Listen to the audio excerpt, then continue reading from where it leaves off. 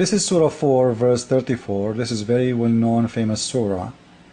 This is a surah teaching violence against women. In the beginning of the surah is saying clearly that men are the protectors and maintainers of women, because Allah has given one more strength than the other. So why they are maintainers? Because they are more strong. And what else? And because they support them with their means. Therefore, the women, they should be devoted to men.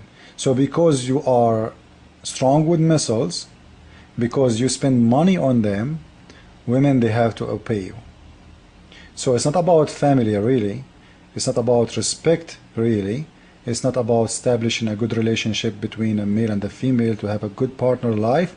No, it is about you are stronger, they are weaker, you spend money on them, they don't have the money, they need you. And as long you are the one who spend money on them, you control them. As long you are the one who have the missiles, you control them. And what else?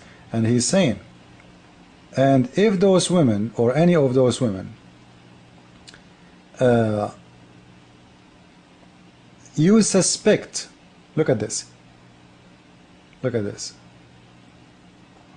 as to those women who is part of you fear, disloyalty.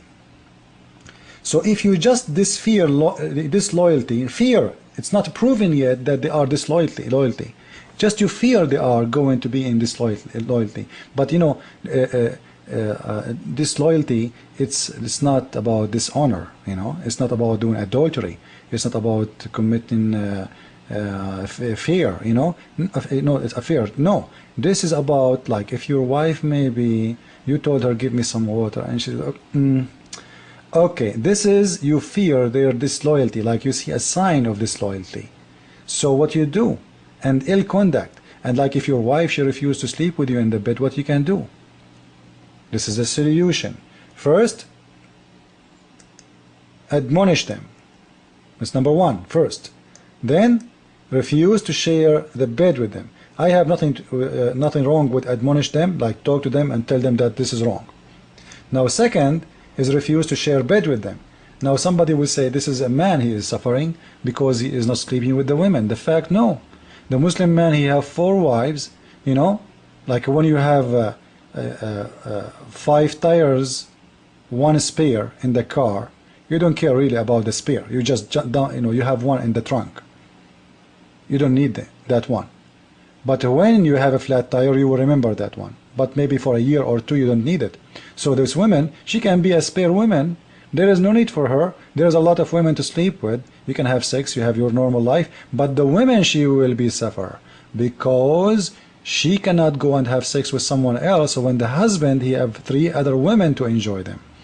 And this is a bad punishment. Will cause later adultery maybe, because if the man stops sleeping with his wife, you know, and God knows for how long, he can stop sleeping with her forever. As Muhammad, he did with Sauda, because she became ugly and old, he stopped sleeping with her. And even the lady, she gave up her day to Aisha because she heard Muhammad is going to divorce her.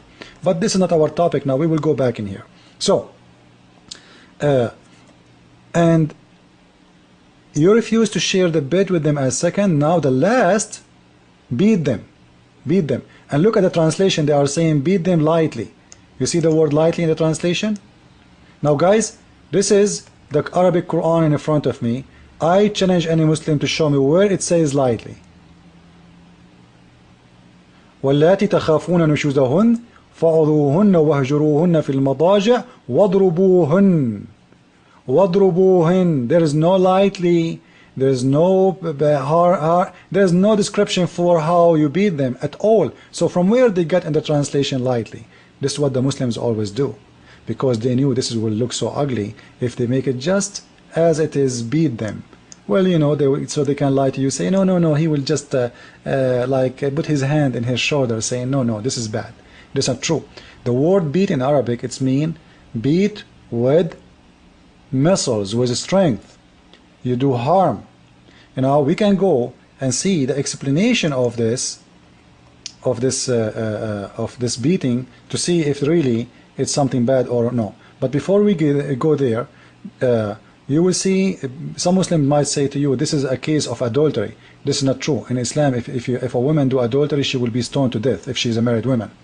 And from here you will see the answer. It says, and if they obey you, but if they return to obedience, seek not against them means. So don't be mean against them anymore if they are obedience. So the whole idea, the whole punishment is about being obedience or not.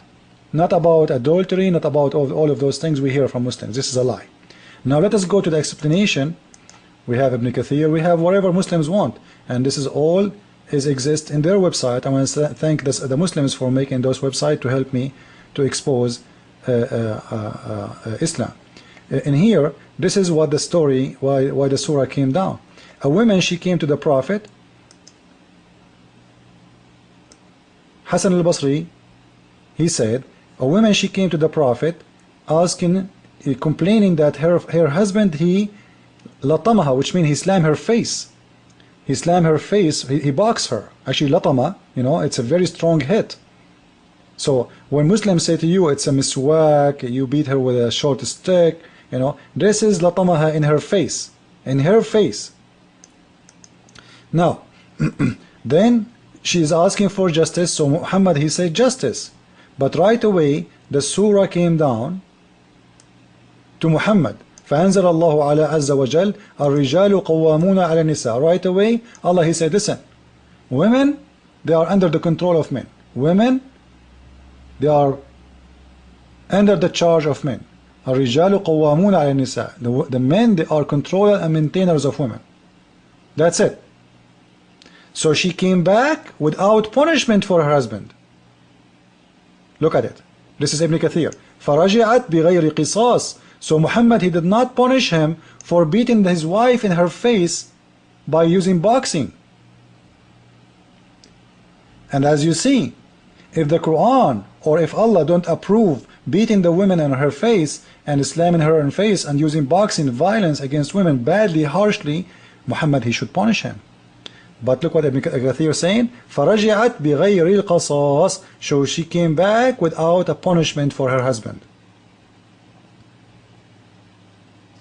So when Muslims do say to you that we are not allowed to do that,